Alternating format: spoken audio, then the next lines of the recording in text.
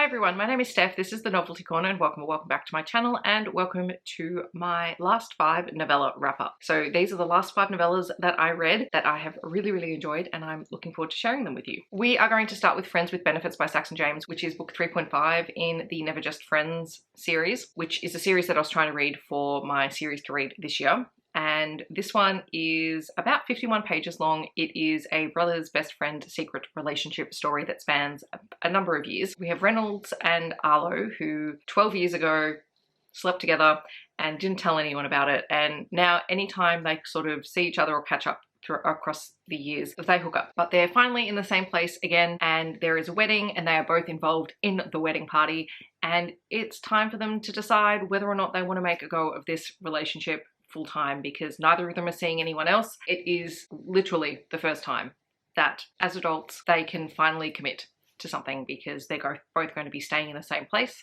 and I had a fun time with it. It's very short, it's not a full-length story by any means, and if you want a really fleshed out relationship thing, you're not really going to get it because it's a novella.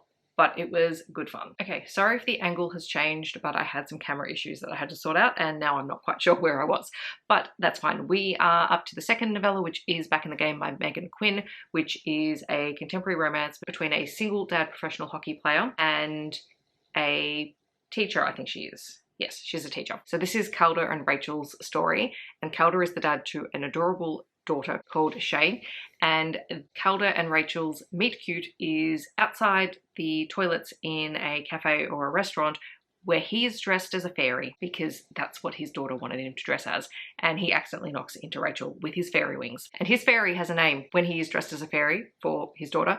His name is Wanda, and it is the most precious scene, and Rachel is just taken by it straight away. And just the things that he does with his daughter, especially during the season when he's so busy, the time he takes out with her. I mean, this is only an 80-page novella, but you can tell that he really tries to prioritize that time and to do the things that he knows brings his daughter joy. It was just like top tier. Like, if we're gonna have single parent stories, let's have this kind of level of commitment to your child's interests and what they want to see from you. Anyway, it's a super short novella. You're not going to get a huge lot of development in it. I did like their first date scene, which was a rerun of Die Hard in the cinema, where they were sneaking candy, lollies, food, etc. into the cinema so that they could make out like teenagers. Like, sounds like fun. That was highly enjoyable. Then I also picked up The Curious Case of the Werewolf That Wasn't, and I know this has extra words in the title, but it is exceptionally wordy as it is, by Gail, Carriger, and this is 44 pages long and is a historical, paranormal, steampunk-ish kind of story. This one is set in 1841 in Egypt. We have Alessandro, who is investigating paranormal happenings in Egypt, which include things like mummies and werewolves and gods in disguises. There's also a hot balloon crash. I don't really know much more what to say about this because I know it is connected to some of the author's other works and series, and so I feel like I potentially need to have read those to understand this more, because this character is the father of another character, although I have potentially read a book connected to this series, but it's been a while. It was enjoyable for what it was. It was kind of a fun, adventurous romp, and for a 44-page novella, it was an enjoyable time. I also read Blush by Blake Avery, which is 56 pages long, and this is a queer romance novella. We have Shane and Beau, who have a meet cute in a sex toy store on Valentine's Day, where they're helping each other pick out some toys. Like, they literally just meet in the aisle. One of the characters is quite gregarious and out there and is like, tell me, which one do you think I should buy? And the other guy's like, first time in the store, like that one. And they end up having a Valentine's Day hookup. And it is a short, very steamy novella with lots of praise and some praise kink in there. And then the last novella is Lucifer's Litigator by TJ Nichols. So TJ Nichols is an author who's going to Rare. I don't remember the order in which these last 5 videos are coming out, but I'm talking about a book by the same author in my MM romance last 5 and also in this one. Again, this is a MM romance. This one has more of a paranormal spin to it, in that we have Will, who is a lawyer, and somewhere along the lines he has become a lawyer for the gods.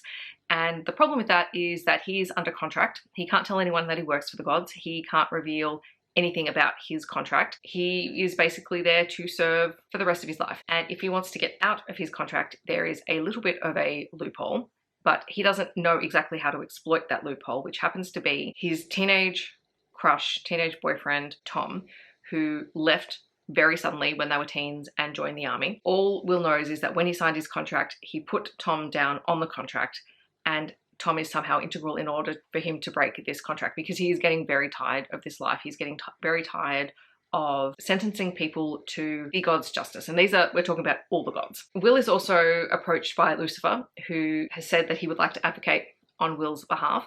And Lucifer is sort of critical in creating conditions where Will and Tom are able to see each other, although Will is not able to speak about anything to do with his contract. If he reveals any information, he can be hauled in front of the gods for, you know, breaking his contract. And so it's these two men reconnecting after many, many, many years, realizing that they still are attracted to one another. Tom is still very much closeted to his family, and Will initially thinks it's Tom being closeted and not being willing to be out that is what's preventing the contract from being broken. But it's a little bit more complex than that. And so it's the two of them reconnecting, rebuilding their relationship, trying to figure out a way of, one, being able to talk about what it is that's going on with Will, but also being able to find a way to break that loophole. And I had so much fun with this. I thought it was a really cool concept.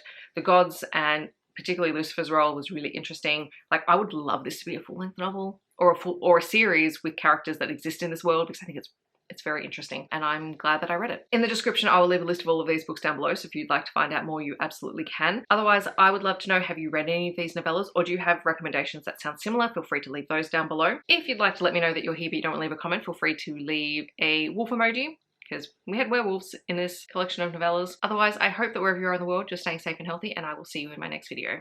Thanks so much for watching. Bye, everyone.